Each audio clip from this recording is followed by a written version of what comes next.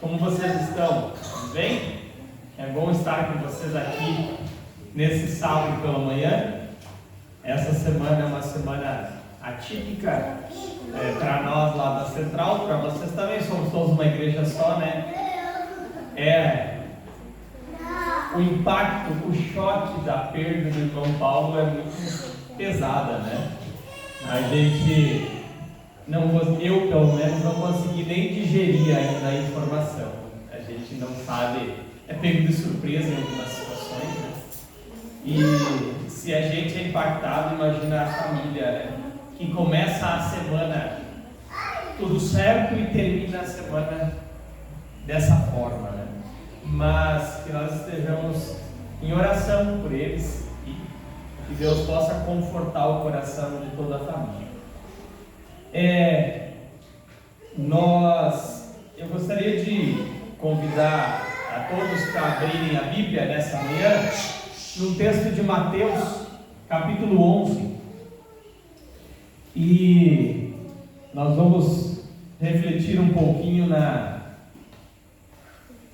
experiência que João relata ali no capítulo 11 de Mateus.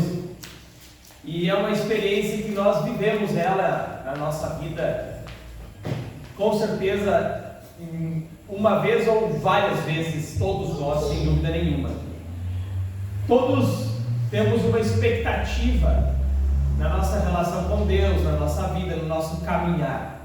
E às vezes a nossa expectativa, ela não acontece como nós imaginávamos, né? Nós pensamos uma coisa e acontece outra. Por isso que o título do nosso sermão é Quando o Roteiro se Inverte. Todos nós imaginamos um roteiro para a nossa vida e às vezes somos pegos de surpresa.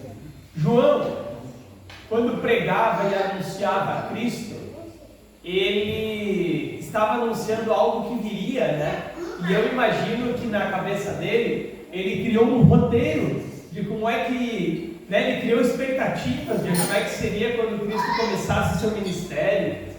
Se coloque no lugar de João naquele momento. O que deve ter passado na cabeça de João quando ele anunciava a vinda do Messias? Acho que muita coisa. Eu gostaria de convidar vocês a fecharem os olhos agora para que nós possamos nos dirigir a Deus e pedir que o Espírito Santo guie a nossa meditação de hoje. Pai Todo-Poderoso, Pai amado, obrigado, Senhor, por estarmos na Tua casa. Obrigado, Senhor, pela oportunidade de abrirmos a Tua palavra e refletirmos nela. Pedimos a Ti, Senhor, que nós possamos ter entendimento do que o Senhor quer revelar para nós nessa manhã e possamos também levar o que aprendemos na Tua casa para outras pessoas. Isso nós te pedimos e agradecemos por Cristo Jesus. Amém. Quem pode ler Mateus capítulo 11, verso 2? Quando João ouviu no cárcere falar das obras de Cristo, mandou por seus discípulos perguntar-lhes: E o verso 3? És tu aquele que está para vir, ou havemos de esperar outro? Muito obrigado. Olha só que interessante. João capítulo 2, ele traz duas palavras, capítulo 11, verso 2, traz duas palavras que elas são estranhas e parecem estar totalmente fora do lugar, que ela diz assim: João ouvindo na prisão as obras de Cristo. Essas duas palavras, na prisão, parece que elas estão fora de contexto, né? Elas não deveriam estar ali, porque aquele que anunciou e declarou o Messias estar na prisão é o ponto que talvez são as palavras que não estavam escritas no roteiro da vida de João, certo? E nós vamos avaliar e pensar na nossa vida. Quando na nossa vida o roteiro se inverte? Quando na nossa vida tem coisas que estão escritas que nós não imaginávamos ou não esperávamos, certo? E aí João fica com aquela dúvida, né? És tu aquele que esperávamos ou deveríamos aguardar outro? E mais legal do que a dúvida de João, que é uma dúvida legal no sentido assim de que a história dá uma chacoalhada, né? Não é uma história qualquer, não são palavras quaisquer. Aquele que anunciava o Messias está na prisão, né? Isso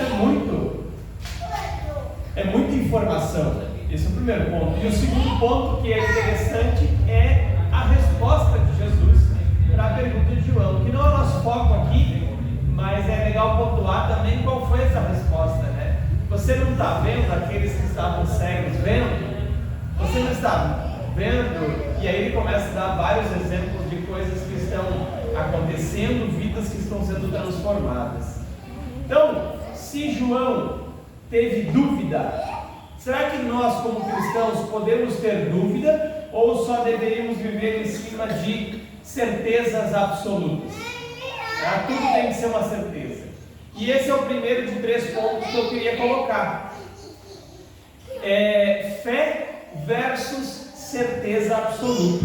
Não há nenhum problema em termos dúvida, porque a fé é crer em algo e pode gerar dúvida. Quantos exemplos na Bíblia nós temos de pessoas escolhidas e chamadas por Deus que disseram assim: mas por que eu? Não é uma dúvida? Mas por que agora? Não é uma dúvida, né? Mas por que aqui? Né? Não é uma dúvida? Jonas em relação a Nínive, vários exemplos ao longo da Bíblia em que a gente percebe dúvidas das pessoas. Então, nessa nossa caminhada, nós temos, a Bíblia nos traz questões, fatos, embasamentos para termos certezas absolutas,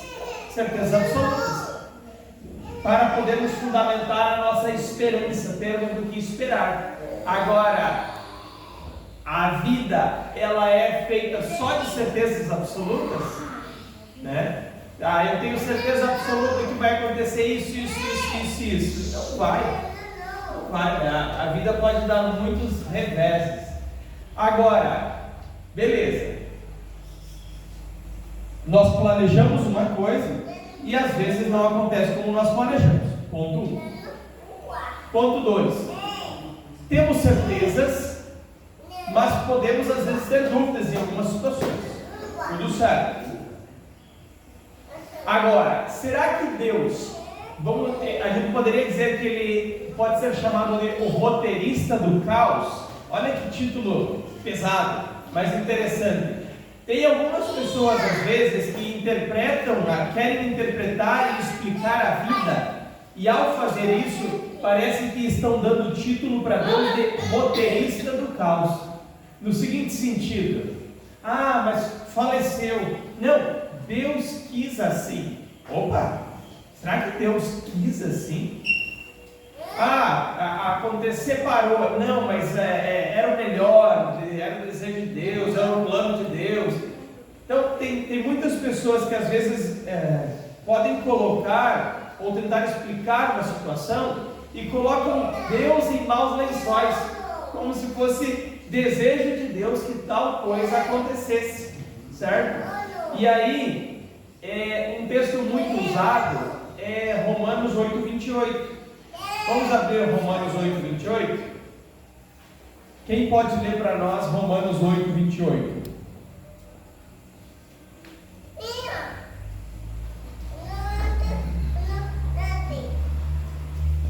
Quem encontrar primeiro, fica à vontade. Sabemos que todas as coisas cooperam para o bem daqueles que amam a Deus, daqueles que são chamados segundo o seu propósito. Perfeito. Eu gosto muito desse texto e eu usei já muito esse texto. Quando ele fala: sabemos que todas as coisas cooperam para o bem daqueles que amam a Deus. Dá a entender, se eu quiser, talvez eu possa chegar à conclusão de que sabemos que todas as coisas cooperam para o bem. Ou seja, não só as coisas boas que acontecem na minha vida, mas também as coisas ruins podem cooperar para o bem, para a salvação daquele que tem fé em Deus, certo? Só que, quando dito desta forma, o texto abre uma margem para talvez colocar Deus como roteirista do caos, naquele sentido que eu expliquei há pouco. Quem sabe Deus permitiu que esse mal acontecesse. Vocês já não ouviram essa frase? Deus permitiu. Eu até não sou contra, eu até acho que pode ser utilizado, mas eu entendo que a melhor forma de compreendermos esse texto de forma mais profunda é o que está em algumas outras linguagens da Bíblia. Vocês sabem que nós temos a Bíblia em diversas linguagens, e tem uma delas que ela se apresenta a esse texto da seguinte forma: sabemos que Deus age em todas as coisas para o bem daqueles que amam e dos que foram chamados de acordo com o seu propósito. Olhem a diferença. Não que a primeira leitura esteja errada, mas eu entendo que estas palavras aqui, desta outra versão, elas nos colocam um entendimento mais profundo do texto, que é: sabemos que Deus age em todas as coisas. Deus age em todas as coisas. Então, aconteceu algo que não é tão bom para nós ou na nossa vida, ou naquele roteiro que nós tínhamos escrito. Deus, Ele pode agir mesmo naquela situação ruim. Nós sabemos que estamos em um mundo de pecado, estamos aqui à mercê do mal, e podem acontecer coisas ruins, mas se eu creio em Deus, Deus pode agir na minha vida mesmo em circunstâncias que não pareçam favoráveis. Percebe? É aquele exemplo que já ouvi muito, no sentido de que um homem teve uma relação com uma extraconjugal com outra mulher e nasceu um filho, e com certeza não estaria nos planos de Deus que houvesse esse fato que é errado e condenável da relação extraconjugal. Mas Deus não pode tirar uma bênção desse evento, fazendo com que esse bebê que nasça faça diferença no reino dele, sendo um grande pregador, por exemplo. Então, é o que diz nessa outra versão, sabemos que Deus age em todas as coisas. Então, apesar do que aconteceu, Deus pode agir em cima daquilo, certo? E assim a gente pode pensar em qualquer coisa ruim que possa acontecer na nossa vida. Então Deus não é o roteirista do caos. Ele não fica escrevendo: vai ter que acontecer essa coisa ruim. Não, isso não é desejo de Deus. Nada de ruim acontece na vida de ninguém. Mas apesar das coisas ruins que aconteçam na nossa vida, por questão de que estamos em um mundo de pecado, Deus pode agir na nossa vida, apesar destas coisas, ou utilizando também estas coisas, certo? Então, Deus não causa o nosso sofrimento, temos que ter isso claro, e Deus trabalha conosco através das várias variáveis horríveis que podem acontecer na vida de qualquer pessoa. E Deus, Ele é especialista em pegar eventos ruins e trazer bondade a partir deles. Certo? Então, nós vimos aqui dois pontos e vamos para o terceiro. Essa questão da fé versus a certeza. Essa questão de que Deus, Ele não é o roteirista do caos. E às vezes, e aí vem o terceiro ponto, que é a inversão, a grande inversão do reino. Jesus, constantemente, Ele inverte as expectativas das pessoas em relação ao reino, em relação ao Messias. Então, às vezes nós fazemos um planejamento, nós temos um roteiro, nós temos uma expectativa, assim como João, quando pregava a vida do Messias, tinha uma expectativa, e quando Jesus veio, ele inverteu essa expectativa do reino, não só na vida de João, mas na vida de todos aqueles fariseus que estavam vivendo na igreja na época de Cristo. Pensem, eles imaginavam que várias coisas erradas, que Jesus viria e estabeleceria o seu reino na terra, errado, que Jesus viria e colocaria neles colocaria eles numa posição de prestígio. Errado. Que eles, como judeus saudáveis e ricos, já estavam nos céus, e aqueles que eram de outras nações, aqueles que daqui a pouco tinham doenças, pessoas que eles consideravam como não merecedores do reino de Deus, Jesus vem e justamente inverte essa lógica. Eles estavam errados de novo. Então, dentro do reino de Deus, acontecem grandes inversões. A pessoa achava que as coisas eram assim e estava errado. E nós temos que ter cuidado com isso, porque nós, como adventistas, somos conhecidos como, ou éramos bastante conhecidos como o povo da Bíblia, o povo que conhecia muito a Bíblia. Ainda creio nisso, certo? Mas o fato de conhecermos não nos garante nada. Então nós podemos cair no erro de acharmos que poderíamos ser melhores do que outras pessoas, ou de outras igrejas, outros irmãos, e isso estaria totalmente errado, está totalmente errado. Nós estaríamos totalmente errados se pensássemos isso. Então, nós precisamos termos cuidado para não sermos pegos de surpresa e sofrermos com essa inversão de vida, de acharmos que eu vou dar atenção para essa pessoa porque ela acho que vai entender melhor a mensagem e pode se salvar, e esse aqui daqui a pouco não vai entender, então eu não vou dar atenção. Então assim por diante, né? Nós temos que cuidar disso. Os de fora, a mensagem de Jesus foi muito pesada, né? Os de fora são os de dentro, e os de dentro agora são os de fora. Foi mais ou menos isso que aconteceu lá com os judeus da época. Então, Jesus ele fez 3 perguntas interessantes ali naquela pregação dele, em que ele disse assim, lá em Mateus 11, ele diz: que fostes ver um caniço agitado pelo vento, ou um político vacilante como Herodes, por exemplo? Que fostes ver um homem vestido de vestes delicadas? Ele começou a questionar as pessoas, né, que vinham procurá-lo. Que fostes ver?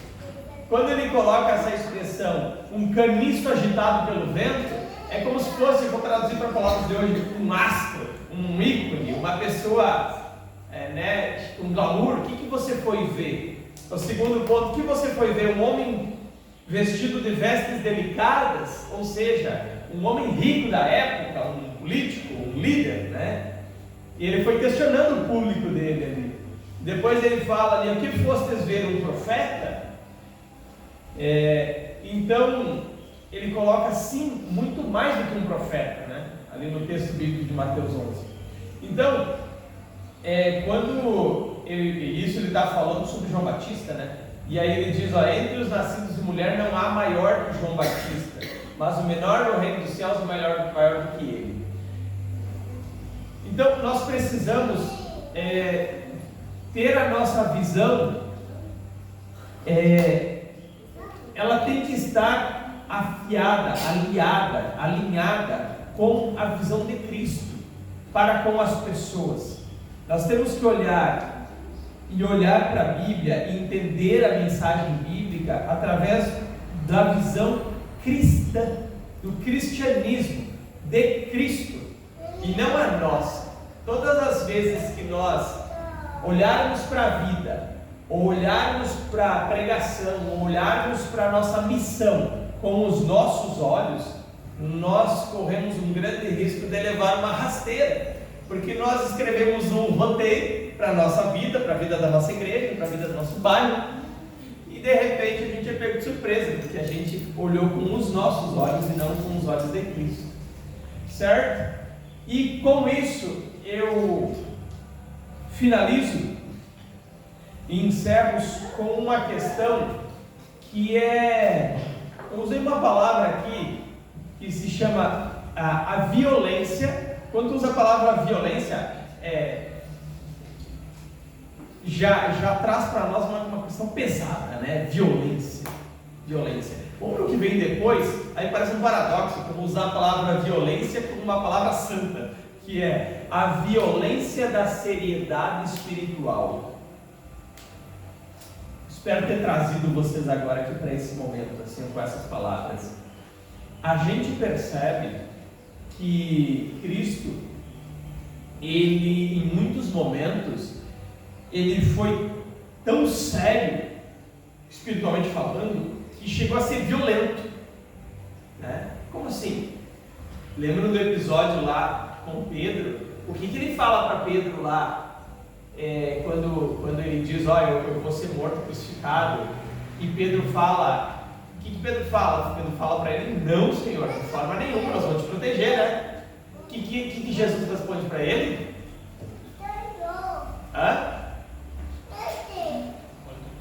Aparta-te de mim, Satanás. Olha a violência espiritual das palavras de Cristo nesse momento. Vocês acham que está errado ou está coerente eu usar esse termo violência espiritual naquelas palavras ali?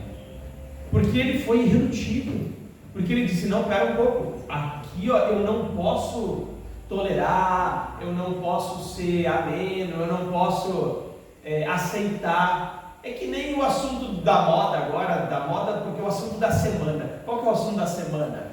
Ontem foi dia 31, aí, acho que foi ontem que foi comemorado o Halloween, né?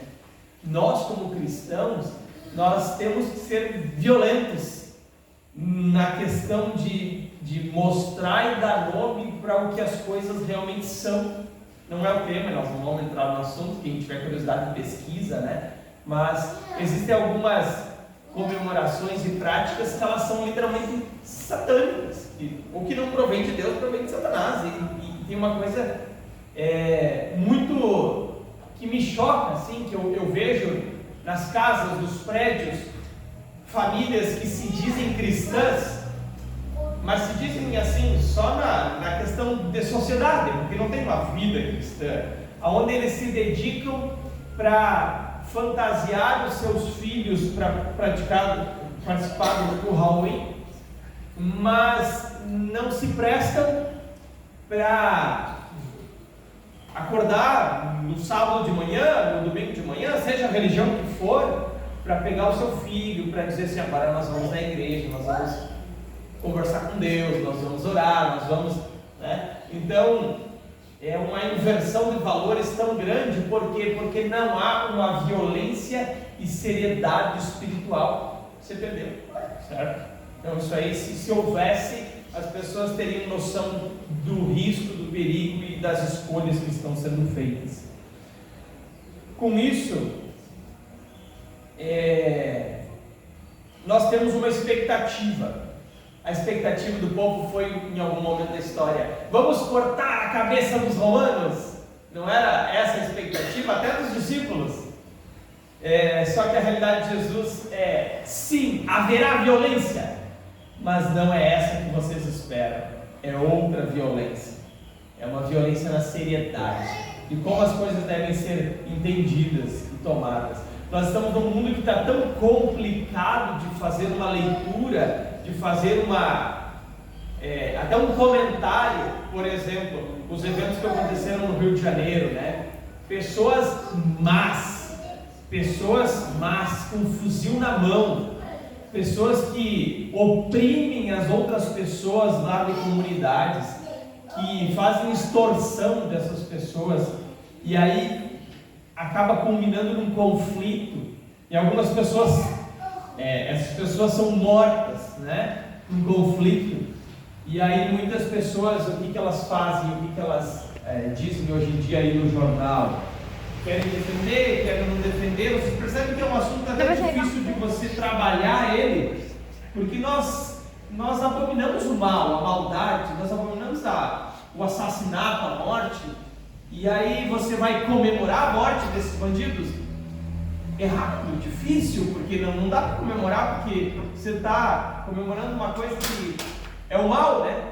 Mas ao mesmo tempo, vocês percebem que mundo bagunçado que está? Bagunçado. Então ele já está derramando, a maldade está derramando por cima do copo. E Jesus precisa voltar logo, né? Precisa voltar logo. Então nós temos que ter para fechar agora com essa ideia, uma violência de energia espiritual, de seriedade espiritual, de conteúdo. Nós temos que pressionar as pessoas para dentro. Olha isso, isso eu achei legal. Pressionar as pessoas para dentro do reino de Deus. O mal que está aí fora, ele conquista, ele atrai, ele convida, ele oferece muitas coisas para levar as pessoas para o caminho errado. E por que nós não podemos trabalhar também com afinco para pressionar as pessoas para o reino de Deus? Tem pessoas que olha só, essa semana tem um amigo nosso lá que eu convidei ele para estudar a Bíblia. E ele, por educação, mas ele foi sincero. Ele disse: não, eu até participo do primeiro estudo, mas é uma coisa que não é para mim. Não é para mim. Eu disse: olha, eu vou começar um estudo com meu irmão sobre isso aqui, e eu queria que você participasse, mas eu queria que você participasse só de um. E ele, bem claro: olha, não é para mim isso, mas eu vou participar. Aí o meu irmão disse: não sei se era para a gente, se vamos fazer, porque vê a postura e a posição dele. E aí, vocês acham que deve fazer ou não deve fazer? Porque daqui a pouco, com certeza o Espírito Santo vai bater no coração dele. E ele pode aceitar o convite. Ele pode, daqui a pouco, perceber que na vida dele está faltando isso. Então a gente, às vezes, isso vocês vão, daqui a pouco não entendem que seria pressionar alguém para o reino de Deus, de certa forma, e é um pressionar errado, será? Não sei, que talvez, não sei não é, claro que não é. Que Deus conduza, que Deus toque no coração da pessoa, se for a hora, mas se não for, vai ser uma sementinha que vai ser plantada ali, em algum momento ela vai germinar. Então, nós precisamos entender, e isso aqui vale para esse meu exemplo, nós vamos entender que nós não podemos e não precisamos ter medo. É ou não é um fato, quando Jesus está lá pregando para 5.000 pessoas, por que vocês acham que isso aconteceu? Aconteceu porque as pessoas foram atraídas para Cristo, igual um imã. Ele atraiu elas, a mensagem, as palavras dele. Nós temos nas nossas mãos palavras maravilhosas, palavras poderosas, Muitas vezes as pessoas acham dificuldade em ler a Bíblia, tirar um tempo, mas a partir do momento que a Bíblia é aberta e as pessoas começam a se deliciar se deleitar naquelas palavras da Bíblia, nós somos atraídos também. Então, nós temos algo muito poderoso nas nossas mãos. Ellen White escreve assim: a violência aqui significada é uma santa seriedade, tal como Jacó manifestou quando disse: não te deixarei ir se não me abençoares. Então, que possamos ir para a nossa casa com o seguinte pensamento: quando o roteiro da nossa vida se inverte e não acontece como nós mais ou menos tínhamos imaginado ou planejado, quando a vida não vai conforme os nossos planos, quando nossas expectativas são frustradas, quando daqui a pouco nós nos encontrarmos em uma prisão literal ou figurativa, que a nossa confiança tenha a certeza de que Deus, Ele não é o autor do nosso sofrimento, Ele está trabalhando conosco através de cada variável horrível que pode acontecer na nossa vida. O reino, ele avança pela seriedade espiritual, por uma violência e seriedade espiritual. Então não tenha medo às vezes de ser direto, de ser mais duro, de ser enfático. Não tenha medo. Não tenha medo. Eu tenho uma outra situação que eu acho que poderia ser muito diferente, em que uma pessoa da família conheceu a verdade, mas tem uma família muito tradicional e acabou dizendo: mas eu tenho que levar com cuidado. Não é nem levar com cuidado, ela não queria fazer mudanças na vida dela, porque sempre foi assim: posso magoar meu pai, posso magoar minha mãe, e passou-se 10 anos desde que a pessoa soube qual era o caminho e até hoje. O avanço ele foi mínimo no trazer esta mensagem, tentando ser delicado e cuidadoso para dentro dessa casa. Quando se essa pessoa dissesse assim: eu amo a Deus, eu quero entregar minha vida a Ele, a partir de agora certas coisas vão ser assim, poderia até haver uma mágoa, uma decepção por um momento breve, mas a gente vê que a chance de haver mudanças aqui, por causa das mudanças que ocorreram aqui, ela é muito maior, porque você foi violento espiritualmente. Porque assim, eu escolho a Cristo, né? A gente sabe que no futuro seremos chamados, e glória a Deus, e tomara que sejamos chamados de radicais, de extremistas. Tomara. Se nós não estivermos dentro do grupo que será considerado extremista, por querer simplesmente seguir a vontade de Deus, porque provavelmente nós estamos no outro grupo, o soft grupo, o grupo daqueles que são, como é que a gente poderia utilizar a palavra aqui? Socialmente, né? Que nem beber socialmente. Nós somos os cristãos socialmente. Porque a gente aceita um monte de coisa e ora a Deus, né? Então, Jesus se especializa em fazer dos de fora como os de dentro. Vai em frente, mesmo quando o roteiro da vida se inverte. Tem uma frase nossa aqui da nossa regionalismo que diz, né? A gente dançar conforme a música, né? Então é isso, é literalmente isso. Se a música tocar e ela for feliz, vamos dançar feliz com Cristo. Se ela for uma música que por algum momento seja uma música mais triste, vamos dançar essa música com Cristo também, crendo que Ele está conosco. Amém? Convido a todos para ficarem em pé, para nós orarmos e nos despedirmos. Pai Todo-Poderoso, Pai amado, somos gratos a Ti, Senhor, pela revelação bíblica. Somos gratos a Ti, Senhor, pelo conhecimento que nós alcançamos ao estudar a Tua Palavra, Senhor. Nós somos gratos pelo Espírito Santo nos dar compreensão. Pedimos que nós possamos olhar para o mundo e para as pessoas através da Sua lente, Senhor, e não das nossas expectativas.